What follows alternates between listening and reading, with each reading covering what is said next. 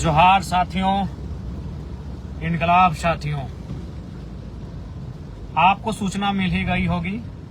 पिछले 25 दिनों से झारखंड राज्य के छात्रों द्वारा जो प्रोटेस्ट चल रहा था रांची के जयपाल सिंह मुंडा स्टेडियम में, उस प्रोटेस्ट की जो मांगे थी, जिनमें कुछ मांगों पर सहमति सरकार के द्वारा पूर्व में बन चुकी थी, लेकिन 2-3 महत्वपूर्ण बिंदु थे, मांगे थे, जिन पर सरकार की सहमति नहीं बन रही थी, जिसके कारण प्रोटेस्ट कंटिन्यू जारी था। और अभी सूचना मिली है, आज मुख्यमंत्री हेमंत सोरेन जी के नेतृत्व में कैबिनेट की बैठक में शेष जो मांगे थी, खासकर जो छात्रों की सबसे महत्वपूर्ण मांग रही, टीडीपीएल के द्वारा ली गई सारी परीक्षाएं उन्हें रद्द की जाए, जिस पर छात्र डटे थे, अड़े थे, अडिग थे। और फाइनली आधी रात छात्रों के पक्ष में, छात्रों की संघर्ष के पक्ष में झारखंड सरकार का फैसला होता है, मुहर लगती है और सारी मांगे जो शर्तों पर थी, जो चाहते थे छात्र, उन्हें पूर्ण कर लिया गया। तो चलिए, बहुत खुशी की बात है। झारखंड के छात्रों के लिए ऐतिहासिक दिन, उनकी एकता ने, उनकी चट्टानी एकता ने, संघर्ष ने, त्याग ने, बलिदान ने यह दिखलाया कि लोकतंत्र में आंदोलन का महत्व क्या होता है। कि जब किसी ने ठीक ही कहा है कि जब सड़कें सूनी हो जाए तो सदन आवारा हो जाता है। आज सड़कों पर छात्रों के आंदोलन ने उस कथन पर मुहर लगाई और इस जीत में, इस संघर्ष में सभी ने अपनी अपने स्तर से भूमिका दी। जिनकी भी भूमिका रही, उन सबों को एक साथ हुल जोहार, क्रांतिकारी जोहार। जैसा कि आप सभी जानते हैं, जैसे ही ये मामला प्रकाश में आया था, हमारे साथी, हमारे संघर्ष के साथी देवेंद्र जी, उदय मेहता जी, महेंद्र जी, प्रेम नायक जी समेत सभी लोग बापू वाटिका से आंदोलन को आरंभ कर चुके थे। उसी बीच 29 तारीख को जयपाल सिंह मुंडा स्टेडियम से अल्बर्ट एक्का चौक तक एक जोरदार मार्च का कॉल किया गया और उस कॉल में कई हजार की संख्या में छात्र जमा हुए। धीरे धीरे कारवां आगे बढ़ता गया, धीरे धीरे जनसैलाब जुड़ता गया। सब इस आंदोलन के भाव के साथ जुड़ते गए, क्योंकि सबको मालूम था यह आंदोलन केवल आज के लिए नहीं है, आने वाली पीढ़ियों का भविष्य भी तय करेगी। जिस प्रकार से तमाम परीक्षाओं में गड़बड़ी के मामले सामने आए थे, उन मामलों पर जो डर था कि आज वर्तमान पीढ़ी के साथ अन्याय हो रहा है, कल को आने वाली पीढ़ी के साथ अन्याय होगा, और इसी के साथ लोग जुड़ते गए और आज देखिए छात्रों के संघर्ष की जीत हुई। टीडीपीएल जैसी भ्रष्ट संस्था ने जितने भी परीक्षाएं ली हैं, उन सारी परीक्षाओं को स्थगित किया गया, रद्द किया गया। हालांकि मुझे कुछ अफसोस उन छात्रों के लिए भी है, मैं उनसे माफी भी मांगूंगा। व्यक्तिगत रूप से मैं उन छात्रों से, उन भाइयों से, उन बहनों से मैं माफी चाहूंगा जिन्होंने ईमानदारी पूर्वक परीक्षा को पास किया होगा। निसंदेह मैं मानता हूं 70-80% धांधली हुआ होगा, 70-80% सीटों को बेचा गया होगा, लेकिन 20-30% सीटें कई ऐसे प्रतिभाशाली छात्र छात्राएं होंगे जिन्होंने अपनी मेहनत से निकाला होगा। उनके लिए अफसोस है, शायद वो हमें माफ करे या ना करें, लेकिन मैं अपने स्तर से उनसे मैं माफी चाहूंगा। लेकिन जिन आज इसकी सारी जवाबदेही उन लोगों पर होती है जिन्होंने परीक्षाओं को, सीटों को बेचने का काम किया है। उन्हें इतनी कड़ी सजा हो कि भविष्य में कोई सीटों को ना बेचे। सीट बेचना सबसे जघन्य अपराध की श्रेणी में आना चाहिए। सरकारों को यह तय करना होगा, क्योंकि उनमें कई पीढ़ियां बर्बाद हो जाती हैं, लाखों के सपने टूट जाते हैं, बिखर जाते हैं, घर परिवार टूट जाते हैं, बिखर जाते हैं। इसलिए और साथ ही साथ पुनः आंदोलन के बारे में आपने देखा, सड़क से लेकर सदन तक अगर कोई मुखर रहा वक्त हमारे साथी रहे सदन में, मैं आवाज बनकर गया और हमारे साथी देवेंद्र जी, उनके संघर्ष को पूरे देश ने शीश झुकाया। देवेंद्र जी के नेतृत्व में जो हमारे संघर्ष के साथी महेंद्र जी, प्रेम नायक जी, कुश महतो जी और 2 दिन पहले उदय मेहता भी 4 साथियों के साथ भूख हड़ताल पर गए। तो कहीं ना कहीं जो उन्होंने संघर्ष ग्राउंड पर दिखाया, जो उन्होंने संघर्ष धरना स्थल पर दिखाया, सत्याग्रह पर दिखाया, बापू वाटिका में भींगते हुए दिखाया, जो संघर्ष उन्होंने विधानसभा घेराव के दौरान दिखाया, जो संघर्ष उन्होंने भूख हड़ताल पर दिखाया, उस संघर्ष को आज न्याय मिला और उस संघर्ष की आवाज को मैंने विधानसभा में बुलंद करने का काम किया। इकलौता विधायक जिन्होंने विधानसभा के अंदर, झारखंड विधानसभा के भीतर ये मुद्दा को उठाया था कि TDPL में द्वारा ली गई सारी परीक्षाएं, अभय तिवारी के नाम जिन जिन परीक्षाओं में संलिप्त, तो सारी परीक्षाओं को रद्द करते हुए सरकार इस पर कार्रवाई करें।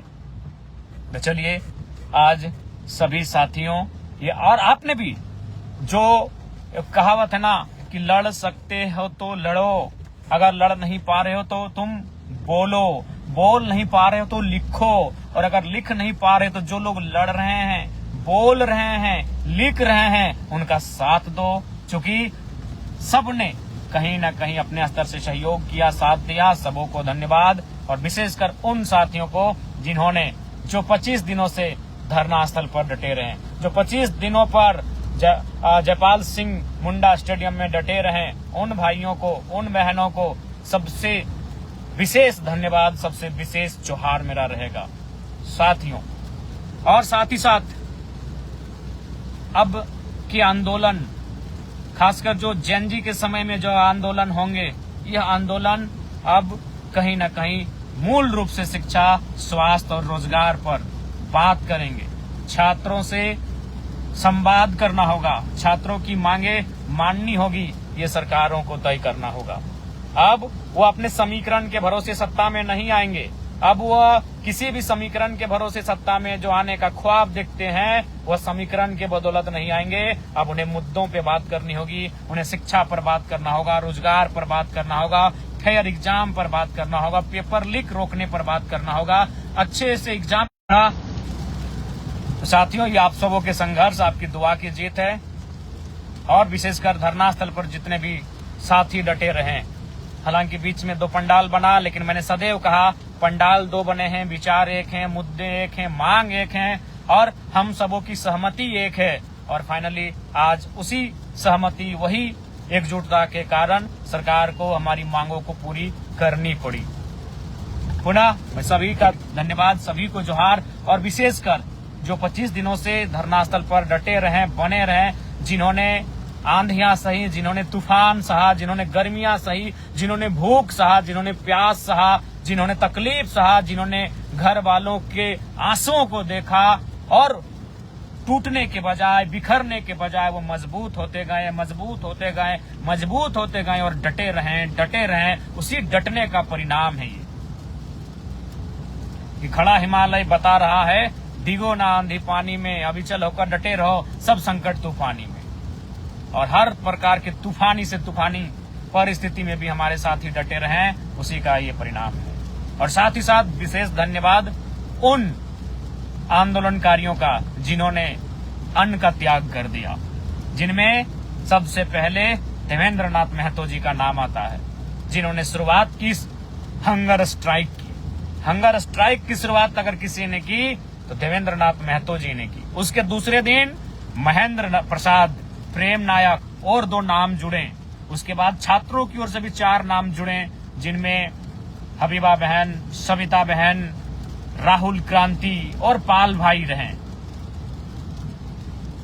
उसके बाद कुश महतो भी जुड़े उस भूख हड़ताल की कड़ी में, और 8 लोगों ने कंटिन्यू भूख हड़ताल किया। 8 लोग कंटिन्यू भूख हड़ताल पर रहे, जिन्होंने 12 दिन, 13 दिन, 14 दिन तक भूख हड़ताल किया, 15 दिन तक भूख हड़ताल किया। हालांकि बीच में महेंद्र जी, जिनके सीने में इन्फेक्शन होने के कारण उन्हें इलाज के लिए बाहर भेजा गया, और केवल उनके ही भूख हड़ताल को तुड़वाने का कार्य किया, हम सबों ने अनुरोध करके किया। लेकिन बाकी 7 लोग लगातार भूख हड़ताल पर डटे रहे, और साथ ही साथ जन सैलाब उमड़ता गया। जन सैलाब उमड़ता गया।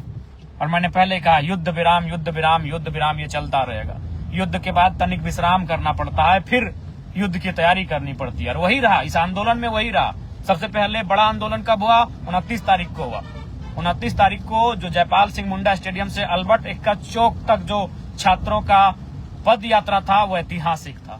फिर हम लोग 200, 250, 500 की संख्या में मैदान में डटे रहे। फिर दिन में लोग आते थे, शाम तक रहते थे, कुछ लोग दिन में चले जाते थे, फिर आते थे जाते थे, आंदोलन कंटिन्यू चलता गया। फिर बड़ा कॉल कब हुआ? 10 तारीख को विधानसभा घेराव की। विधानसभा घेराव जो लगभग 25-30 हजार की संख्या में छात्रों ने विधानसभा आवास को घेरा। फिर 10 तारीख के बाद से कुछ विराम की स्थिति हुई, कुछ संख्या बल में गिरावट हुई, लेकिन मैंने स्पष्ट कहा है युद्ध विराम युद्ध ये चलता रहेगा। और फिर जो 15 तारीख यानी 10 तारीख के बाद 15 तारीख को जो एक मूवमेंट हुआ तिरंगा मार्च, देश की आजादी के दिन। हालांकि उस दिन भाई देवेंद्र और बहन हबीबा के साथ कहीं न कहीं अस्पताल में दुर्व्यवहार किया गया, विशेषकर देवेंद्र दा के साथ। उन्हें बहुत ही गलत तरीके के साथ प्रशासन ने रोकने का कार्य किया।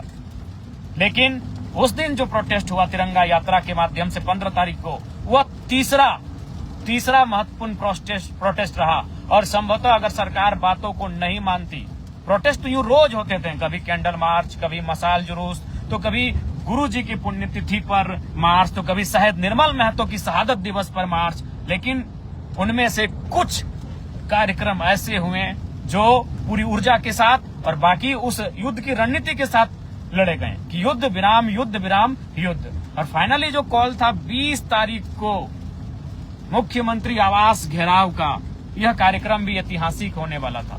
सभी छात्र तैयार थे, सभी अभिभावक तैयार थे कि इस बार जो रांची राजधानी में मुख्यमंत्री आवास का घेराव किया जाएगा, यह कार्यक्रम, यह घेराव भी ऐतिहासिक रहेगा, विधानसभा घेराव के तर्ज पर ऐतिहासिक रहेगा। तो कहीं ना कहीं सभी साथियों ने जो एकजुटता का परिचय दिया, आज उसी का परिणाम है कि छात्रों का आंदोलन, झारखंड में आंदोलनरत छात्र छात्राओं का आंदोलन सफल रहा। सरकार को मांगे माननी पड़ी। और यही है क्रांतिकारियों की सोच, आचरण और व्यवहार। यही है कि एक क्रांति का अगर परिणाम आता है तो दूसरी क्रांति के लिए हमें तैयार रहना पड़ता है।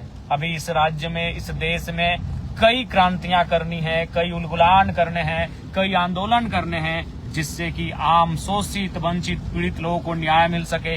देश की, राज्य की शैक्षणिक, स्वास्थ्य, तमाम व्यवस्थाओं को सुधार किया जा सके। इसके लिए पूरे देश को आगे आने वाले समयों में सत्ता से आंख मिलाकर कई प्रकार के आंदोलन करने होंगे, कई प्रकार के उलगुलान करने पर होंगे, कई प्रकार की क्रांतियों में सहभागिता देनी होगी। पुनः सभी साथियों को जोहार, होल जोहार। और स्पष्ट कहना चाहेंगे, झारखंड राज्य की सबसे छोटी पार्टी है, एकमात्र विधायक वाली पार्टी है, लेकिन हम लोग सदैव छात्रों के हित में, छात्रों के संघर्ष में, छात्रों के त्याग में फ्रंट पर आकर खड़े रहेंगे। चाहे सड़क हो या सदन हो, भूख हड़ताल हो या अनशन हो, धरना हो या सत्याग्रह हो, जेल जाना हो या लाठियों का सामना करना हो, फ्रंट पर लड़ने को हम सब तैयार हैं। और बस आप सबों की दुआएं, आपका समर्थन प्राप्त हो, यही अभिलाषा है। पुनः सभी आंदोलनकारी साथियों को जोहार, सभी साथियों को जोहार, हुल जोहार, इनकलाब जिंदाबाद, जय झारखंड, जोहार झारखंड।